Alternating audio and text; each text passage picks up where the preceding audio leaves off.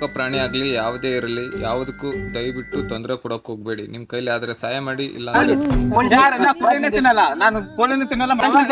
ಮೂಗ್ದೀವಿ ಅನ್ನೋದು ಇವಾಗ ನೋಡು, ನಾವು ಹಸು ಇರುತ್ತೆ, ಹಸು ಅಂತ ತಿಂತೀವ, ನಾ ತಿನ್ನಲ್ಲ. ಅದಕ್ಕೆ ತಿನ್ಬಾರ್ದ.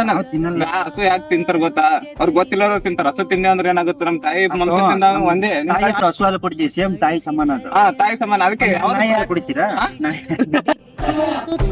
ಭೂಮಿ ತಾಯ ಮಡಿಲ ಕೇಳಿತೇನು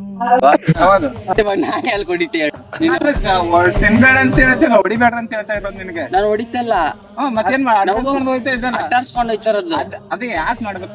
ಸುಮ್ನೆ ಬಂದ್ವಲ್ಲ ಮನೆ ಹತ್ರ, ಸುಮ್ನೆ ಅದ್ಯಾಕೆ ಹೇಳ್ಬೇಕು? ಅದೇ ನೀವು ಏನೋ ಮಾಡಿರ್ತಾರೆ, ಸುಮ್ನೆ ಬಗಳ ಅರ್ಥ ಮಾಡ್ಕೋಬೇಕು. ಜಗತ್ತಲ್ಲಿ ನಿಯತ್ ಅಂತ ಬದುಕ್ತಾರೆ, ಅವನು ಬರ್ತಲ್ಲ.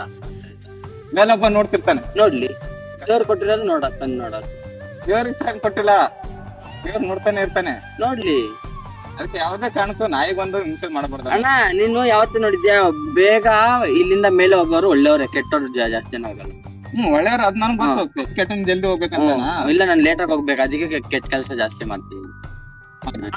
ನಾಯಿ ಅನ್ನೋದು ಅದಕ್ಕೆ ಸುಮ್ನೆ ನೆಮ್ಮದಿ ಕುಂತಿರುತ್ತೆ, ಆಡ್ತಿರುತ್ತೆ. ಅದಕ್ಕೆ ನಾವು ಡಿಸ್ಟರ್ಬ್ ಮಾಡೋದು ಚೆನ್ನಾಗಂತಲ್ಲ. ಇವಾಗ ನಾವೇ ಏನೋ ಮಾಡ್ತಾ ಇದೀವಿ, ನಾವು ಡಿಸ್ಟರ್ಬ್ ಮಾಡಿದ್ರೆ ಬೇಜಾರಾಗಲ್ವಾ? ನಾಯಿಗಳಿದ್ದೀವಿ, ಅವಕ್ಕೆ ಯಾವ ನಾವೇನ ಕೈ ನಾಯಿ ಅಡ್ಡಾಡ್ಸ್ಕೊಂಡ್ ಬರ್ತಾ ಇದ್ರಲ್ಲಣ್ಣ, ವೈಟಿಗೆ ಬೇರೆ ಯಾವ್ದಿಲ್ಲ ಕೆಲವೇನ ಹೇಳ. ಒಂದ್ ನಾಯಿಗೊಂದು ಹಿಂಸೆ ಮಾಡ್ಬಾರ್ದಂತ. ಆಯ್ತು, ನಾವು ಹಿಂಸೆ ಮಾಡಲ್ಲ ಗುರು. ನಾವ್ ಅಷ್ಟು ಮಾತಾಡೋದು 100 ಮಾತಾಡ್ತೀವಿ ನಾವು.